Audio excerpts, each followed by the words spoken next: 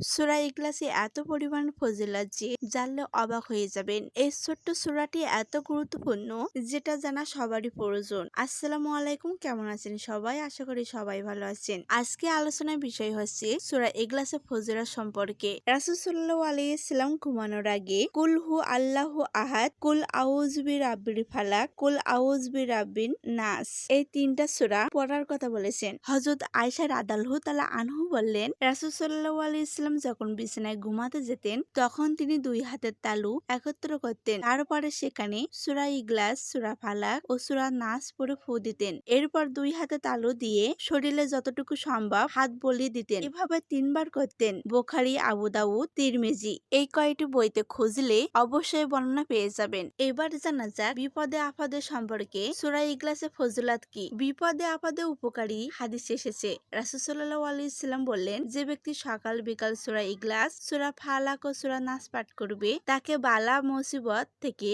বাঁচিয়ে রাখার জন্য যথেষ্ট। এর বর্ণনা পেয়ে যাবেন আবু দাউদ, তিরমিজি, নাসাই। হযরত আয়েশা রাদিয়াল্লাহু তাআলা আনহু থেকে এক রিওয়ায়াতে উল্লেখ আছে, এক যুদ্ধে রাসূল সাল্লাল্লাহু আলাইহি ওয়াসাল্লাম এক ব্যক্তিকে আমির বা নেতা নিযুক্ত করে দেন। তিনি নামাজে ইমামতি কালে সূরা ফাতিহা ও অন্য সূরা শেষে প্রতি রাকাতেই সূরা ইখলাস পাঠ করতেন। যুদ্ধ শেষে ফিরে লোকেরা এই ব্যাপারে অভিযোগ করলে তিনি তাকে ডেকে এর কারণ জিজ্ঞাসা করলেন। নেতা উত্তর দেন যে এই সূরাই আল্লাহর পরিচয় পায়, তাই এই সূরাকে ভালোবাসি। এই সূরার কথা শুনে রাসূল সাল্লাল্লাহু আলাইহি ওয়াসাল্লাম বললেন, তাহলে আল্লাহও তোমাকে ভালোবাসেন। হযরত জাবির ইবনে আব্দুল্লাহ রাদিয়াল্লাহু তাআলা আনহু থেকে বর্ণিত, রাসূল সাল্লাল্লাহু আলাইহি ওয়াসাল্লাম ইরশাদ করেছেন, যে ব্যক্তি 3টি কাজ ঈমানের সঙ্গে করতে পারবে জান্নাতের যে কোনো দরজা দিয়ে সে প্রবেশ করতে পারবে। তাহলে জানা যাক কোন ব্যক্তি। যে হত্যাকারীকে ক্ষমা করে দেবে। 2, যে ব্যক্তি গোপন ঋণ পরিশোধ করবে। 3, প্রত্যহ ফরজ নামাজের পর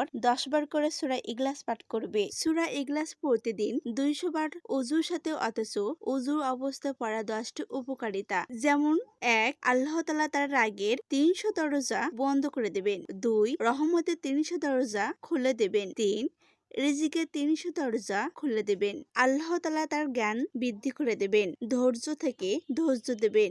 বুঝ থেকে বুঝ দেবেন। 66 বার কোরআন খতম করা সওয়াব দেবেন। 50 বছরের গুনাহ মাফ করে দেবেন। জান্নাতের মধ্যে 20টি মহল দেবেন। আর প্রত্যেক মহলে 70,000 দরজা থাকবে। 2000 রাকাত নফল নামাজ পড়ার সওয়াব দেবেন। সূরা ইখলাস 3 বার পাঠ করলে পুরো কোরআন খতমের সমান সওয়াব পাওয়া যায় এবং 10 বার পাঠ করলে জান্নাতে একটি ঘর তৈরি হয় বলে হাদিসে উল্লেখ আছে।